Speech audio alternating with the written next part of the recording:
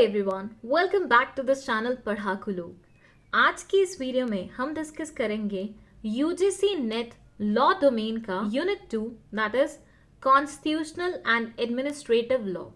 अब ये यूनिट बहुत लेंदी है तो इसको एक वीडियो में कवर करना इज नॉट पॉसिबल, तो इसकी मल्टीपल वीडियोस आएंगी एंड वो 1 बाय 1 सीक्वेंस में लगी होंगी प्लेलिस्ट में, जिसका लिंक आपको डिस्क्रिप्शन बॉक्स में मिल जाएगा।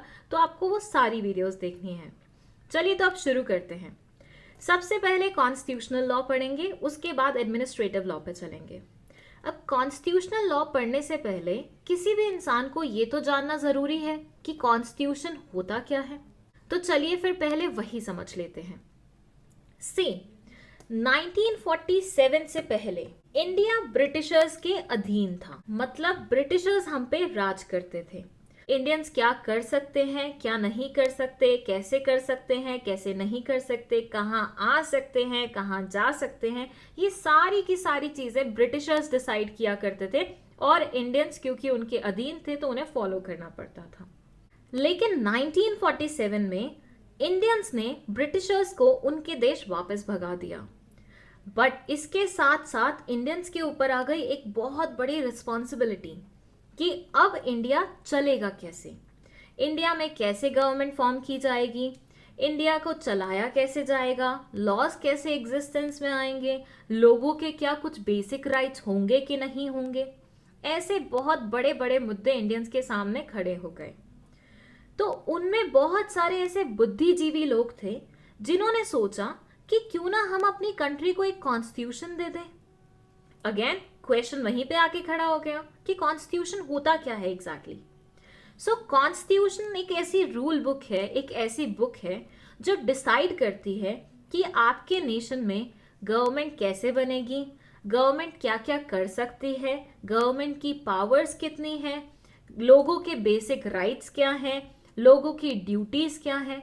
तो ये सारी की सारी चीजें आपको एक ही बुक में देखने को मिल जाएगी, जिसे हम क्या बोलते हैं, कॉन्स्टिट्यूशन बोलते हैं। अब वैसे तो ये बहुत ही बड़ा मुद्दा है कि कॉन्स्टिट्यूशन कैसे आया था, प्रोसेस क्या थी, बट ये सभी अभी आपको जानने की जरूरत नहीं है। जितने भी फैक्ट्स नेसेसरी होंगे आपके एग्जामिनेशन पॉइंट ऑफ व्यू से, वो सारे मैं इस वीडियो में कवर कर दूंगी। एंड माइंड यू, मैं आप लोगों को बीच बीच में फैक्ट्स अंडरलाइन या हाईलाइट करवाते हुए चलूंगी, सो दैट कल अगर आपको एमसीक्यू सॉल्व करने हो तो उसमें आपको बिल्कुल भी तकलीफ नहीं हो। सो कॉन्स्टिट्यूशन के बारे में बोला जाता है कि it is a fundamental law of the country which reflects the fundamental principle on which the government of that country is based. किसी भी कंट्री की गवर्नमेंट किन प्रिंसिपल्स पे बेस्ड होगी वो लिखा जाता है कॉन्स्टिट्यूशन में। अच्छा, साथ ही साथ एक आपको बात और बता दूं दैट अमेरिका फर्स्ट ऐसा नेशन था जिन्होंने कॉन्स्टिट्यूशन फॉर्म किया था।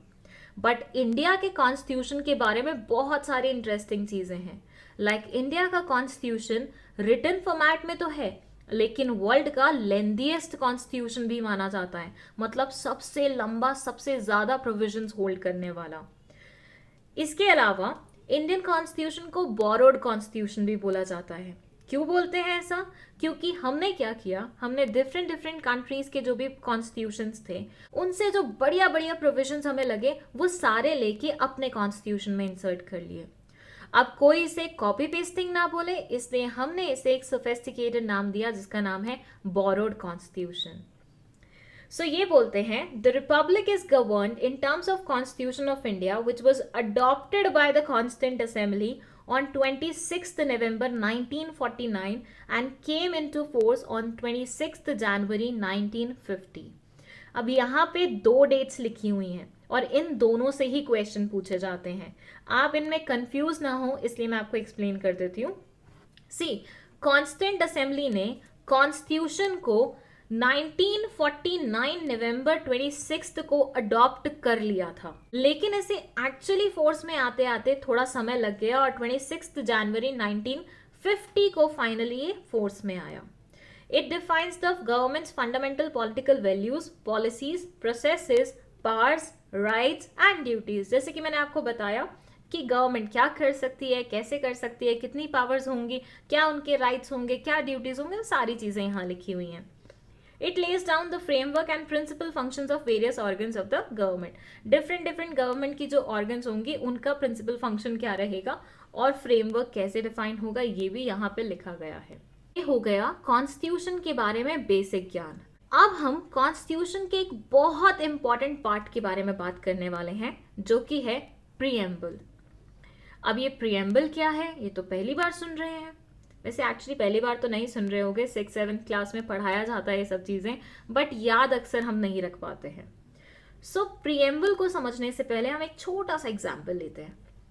ऐसे मानिए ये है आप, ठीक है, और आपको कहीं से लड़ाई की आवाज आ रही थी, बहुत तेज तेज, ऐसे लग रहा था कोई किसी को पीट रहा है, बड़ा शोर शराबा हो रहा था। अब आपने थोड़ा सा ध्यान लगाया तो आपको पता चला कि ये लड़ाई की आवाज तो आपके पड़ोस से ही आ रही है। वहां पे मियाँ बीवी के बीच में अच्छी खासी झड़प हो रही है। अब भाई लड़ाई की आवाज सुन के आप अपने आप को रोक नहीं पाए। आपको लगा यार ये तो मुझे देखना है, मतलब ये तो देखना बनता है अपना। ऐसे सिनेरियो में आप ये लड़ाई कैसे देख सकते हैं? तो उसका आंसर है कि अगर जिस घर में लड़ाई हो रही है और आपके घर में बीच में कोई एक कॉमन खिड़की है, कोई कॉमन विंडो है, तो आप उससे थोड़ा सा ताका झाकी कर सकते हैं। अब ये जो खिड़की है ना, यही तो आपका प्रीएम्बल है।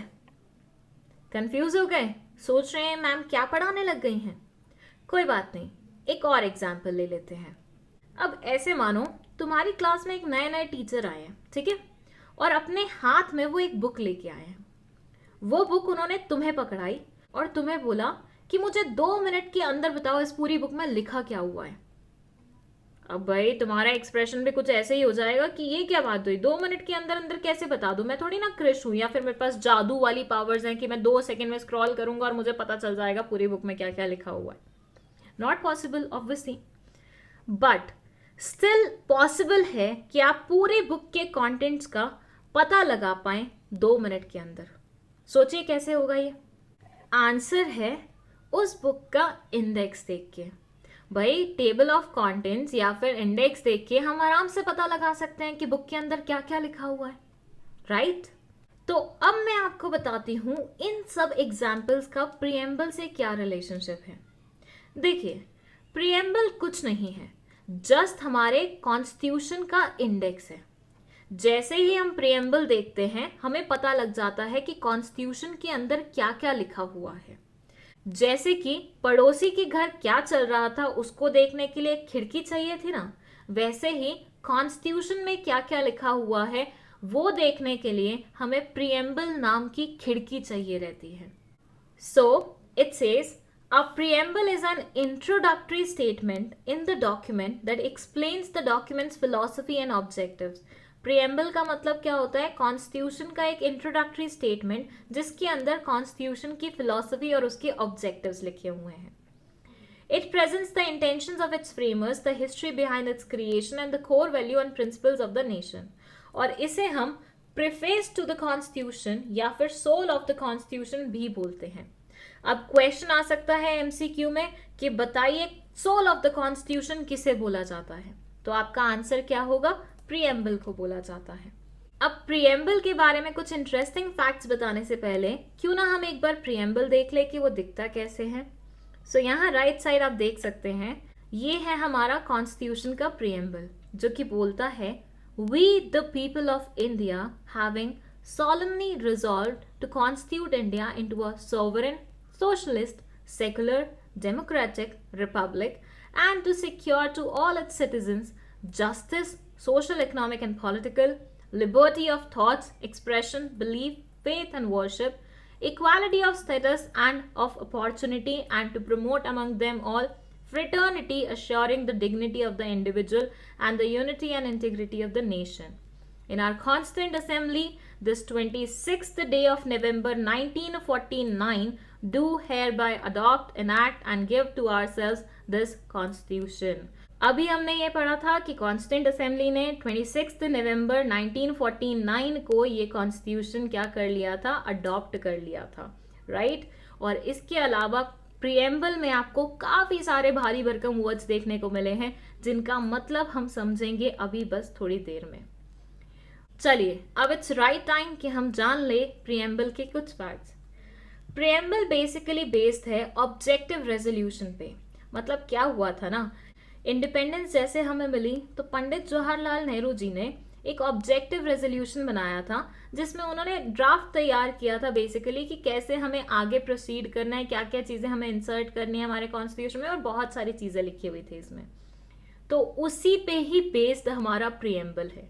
तो अगर क्वेश्चन आता है कि प्रियम्बल किस पे बेस्ड है, answer will be objective resolution. अब आती है प्रियम्बल के बारे में सबसे ज्यादा जरूरी बात कि इसे कितनी बार अमेंड किया गया है। अमेंडमेंट का मतलब समझते हैं ना, चेंजेस लाना। तो प्रियम्बल में कितनी बार चेंजेस लाए गए हैं? तो आंसर है प्रियम्बल को सिर्फ एक ही बार चेंज किया गया है, एक ही बार ऑल्टर किया गया है, वो भी कौन से एक्ट से? 42nd कॉन्स्टिट्यूशनल अमेंडमेंट एक्ट से 1976 में ये हुआ था।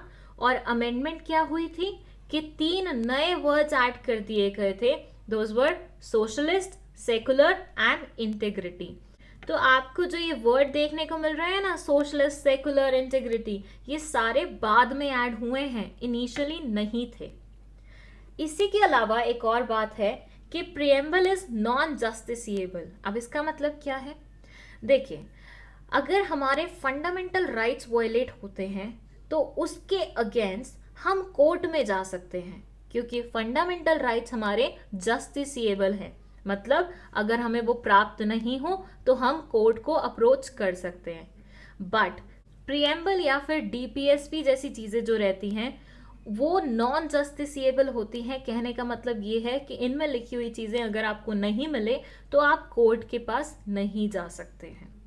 सो preamble is non justiciable. Again ये भी एक फैक्ट है जो कि क्वेश्चंस में पूछा जा सकता है। और अगर कभी भी ऐसा होता है कि प्रियम्बल और कॉन्स्टिट्यूशन की लड़ाई हो जाती है, मतलब कॉन्स्टिट्यूशन के मेन प्रोविजंस और प्रियम्बल के बीच में जंग छिड़ जाती है और दोनों अलग अलग बातें बोल रहे होते हैं, तो ऐसे सिनेरियो में जीतेगा कौन? हमारा कॉन्स्टिट्यूशन। ऐसे मानिए कॉन्स्टिट्यूशन बड़ी चीज है, उसका एक पार्ट है प्रियम्बल। तो ऑब्वियसली अगर फैमिली में एक बहुत बड़े बुजुर्ग हैं और एक न्यू बॉर्न बेबी है जो कि उन्हीं की पैदाइश है, तो ऐसे सिनेरियो में बात किसकी ज्यादा मानी जाएगी? फैमिली के बुजुर्ग इंसान की ना कि बेबी की, राइट? तो कॉन्स्टिट्यूशन का बेबी है प्रियम्बल, तो उसके अंदर आने वाली चीज है। तो दोनों में अगर झगड़ा होगा तो कॉन्स्टिट्यूशन का मेन प्रोविजन ही जीतेगा, विल प्रिवेल। सो इस वीडियो में सिर्फ इतना ही। अब हम मिलेंगे हमारी नेक्स्ट वीडियो में, जिसमें मैं आपको बताऊंगी कि प्रियम्बल में ये जो भारी भरकम वर्ड्स लिखे हुए हैं उनका क्या मतलब है। So wait for that video and do like, share and subscribe this channel. Thank you so much.